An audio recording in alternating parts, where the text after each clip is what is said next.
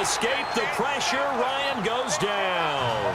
Gerald McCoy in there to get him, and that's sack number 8 for him on the year. You know, despite the scoreline, I think they've got to like where they are here. They're on the road and just one big play away from getting right back in this game. I'm going to follow right along with you because the spot they're in now is a credit to their defense. They've kept them in it by making the plays that they've made, and that just means you're one big score away from being right back there. Now the question is, can this offense step up and make that play? Because that's been an issue for them in this game. That huge loss on the sack makes this job much more difficult. It's now 2nd down and 22 yards to go. Ryan on the handoff. It's Freeman. And he'll lose yardage here. Back at the 11, he goes down. He lost 2 there, and it's 3rd down. I think it's pretty evident. We can say what a difference a week makes. Last week, he ran pretty much wild, didn't he? Did pretty much what he wanted to do. But this one, they've stopped him cold. That, to me, that's good scouting and even better execution. And this turns into disaster. He's not going to get forward progress. That'll be a safety. And, Charles, at some point, you can't keep worrying about big play. Can this be perfect? You just have to get the ball out of the end zone. And in the offensive huddle, that was discussed when they called the play. Just get out of the end zone. But you know what's interesting? A lot of the times in the defensive huddle, they actually call a set and then say at the end of it, get a safety. So it's preached, it's coached, it's thought about. And Tampa Bay trots out there now. They have the lead here. Well, we talk a lot about pregame speeches. What are halftime speeches like? For the most part, not nearly as emotional. They're a lot more clinical. Every now and then, though, they'll get after you if they think they need to light a fire. But in this case, let's go into the virtual locker room, because here's what I think happened. They got in there and they said, listen, let's take control right away. Defense, we got the lead. Defense, don't give up any points. Turn the ball back over to the offense and let them go down and score and give us more of a cushion in the game. Check so far. Defense shut them down. Let's see if the offense gets done. Stay in there.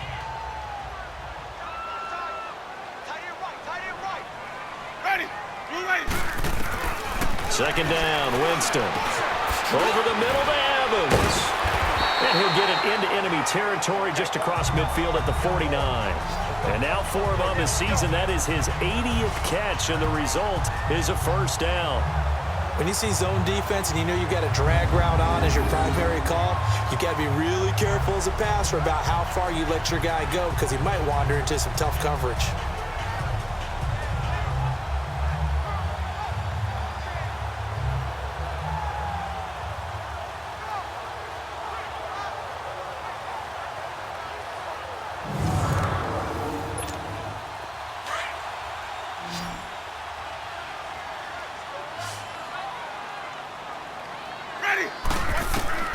On 1st and 10, Winston.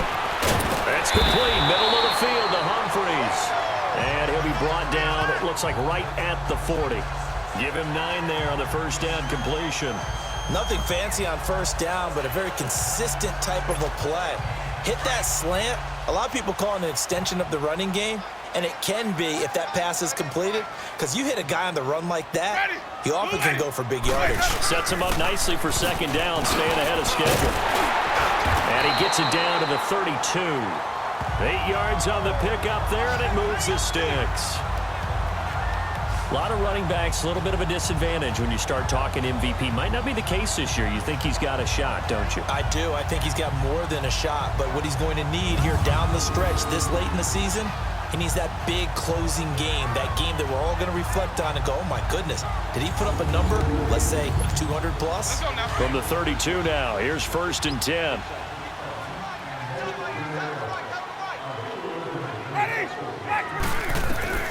Jameis now on 1st down. Throwing right, and that's complete. And inside the 20 before he's brought down. That one goes for 13 yards, and it moves the sticks.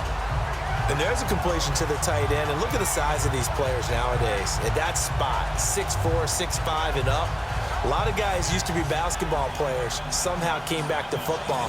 That's really good for the game of football. You're getting better athleticism, great hand-eye coordination, guys who know how to control their bodies when they run their routes. Now they run with Sims. He'll get forward for 3 down to the 16-yard line. Third quarter and you've got the lead. You're not ready to go into that 4-minute offense to close the game out, but a running game can really benefit your team right now.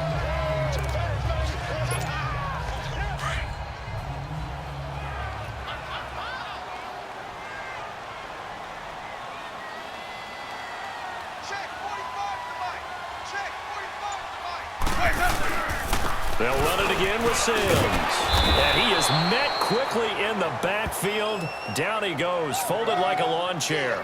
It's a loss of 2, now 3rd down. Doubling this guy has to be a priority before moving up to the next level because the big fella, he just ate that one alive, just stuffed it. In fact, before the game, he was talking to us, and he's like, hey, these pants make me look fat? And we said, nah, man, you're just a whole lot of guy. He is at well over 300 pounds. He's a big man.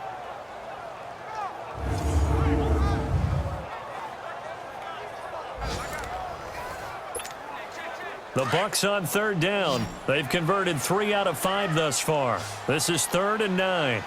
Ready? Black 25. Winston. This is caught and stopped a few yards shy of the goal line at the 3. They're able to convert on 3rd down, and that sets up a 1st and goal. Looked like the screen pass was taken away there, but what a nice job improvising, finding other options, and completing the pass anyway.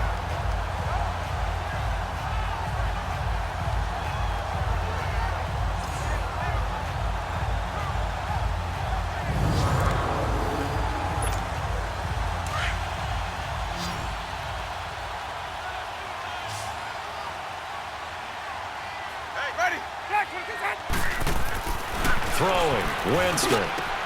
And Evans calls it in. Touchdown, Bucs. Mike Evans, touchdown number 18 on the year. And the Bucs are going to add on to their lead.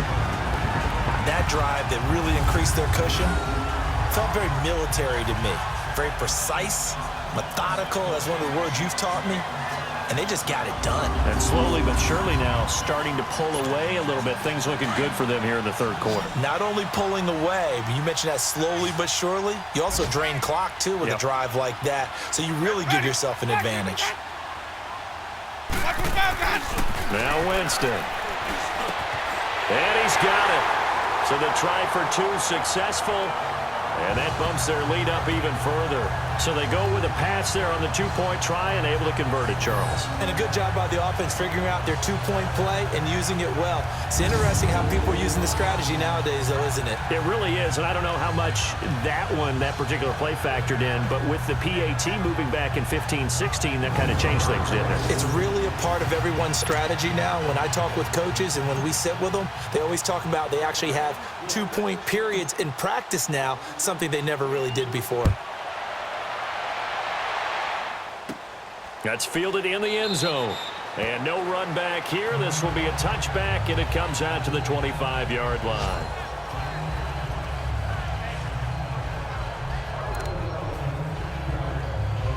Ryan and the Falcons now come up 1st and 10 at their 25-yard line.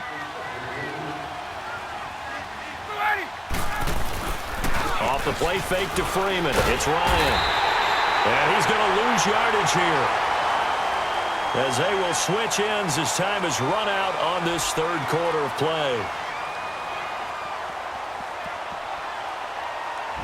1 quarter remains here as the regular season starts to wind down. We'll return with more after this break. You're watching the NFL on EA Sports. Back now in Tampa. It's the Falcons. They'll have the football, but trailing on the scoreboard as we get set to begin the 4th. Got to imagine the pass rush will be equally intense here on 2nd down following the sack. It's 2nd and 18.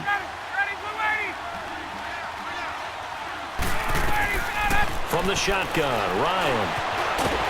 And the pressure gets to him again. Jason Pierre-Paul in there yet again. What else is new as he continues to rewrite the record book in single-season sacks? He's the NFL sack leader coming into the game, and now that's 2 more that he's added to his total. He wants some separation from spot 1 and 2 in that sack category.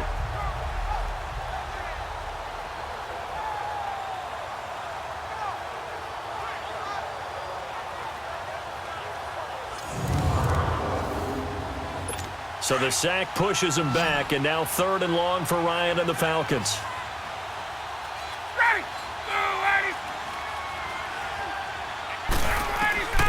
From the gun, it's Ryan. And this is going to be incomplete.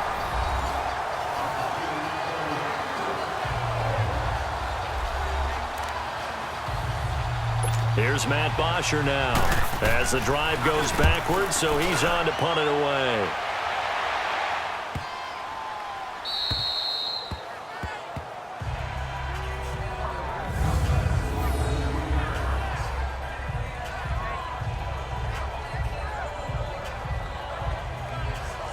With the Bucs offense making their way back out on the field, let's take a look at the playoff picture, Charles, coming into the weekend in the NFC. And you can see it's no race for the top spot. That's been decided. These guys will hope to get through Week 17 in one piece before they host a division round game in 2 weeks' time. And I think that what they'll do is they'll be very selective about who plays in this game. All right? There's certain guys that maybe are starters, but maybe haven't played as much as other guys during the year. Maybe they still need their timing back.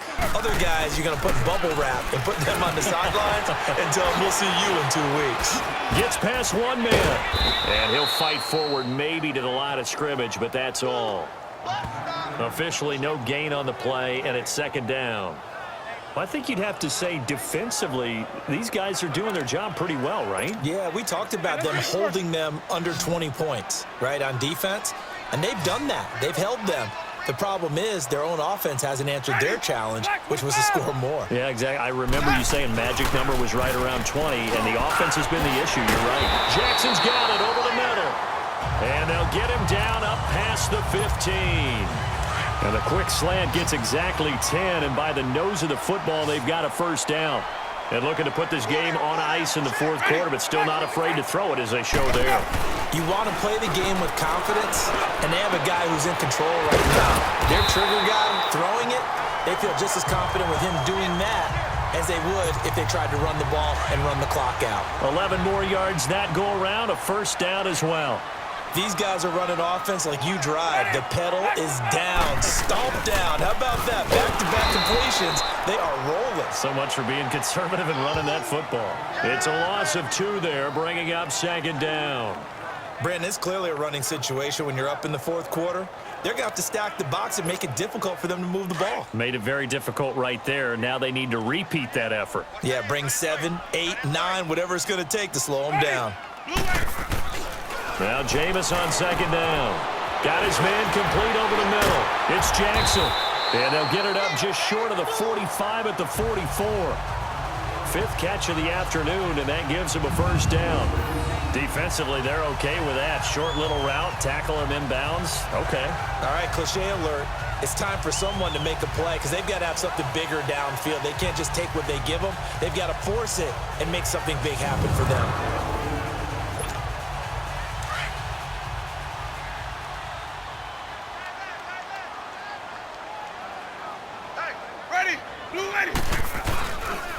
And they'll run it here. Able to slither by. And a good burst there gets him 7 up to midfield.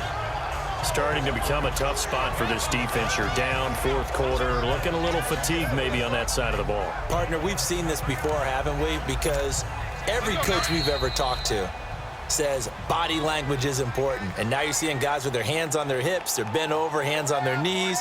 And the offensive guys are just saying, let's just keep running it at them. We've got them now. So it's Buccaneer football as we welcome you back. And the scoreboard on their side, they're just looking to melt away these final couple of minutes and put this one in the left-hand column.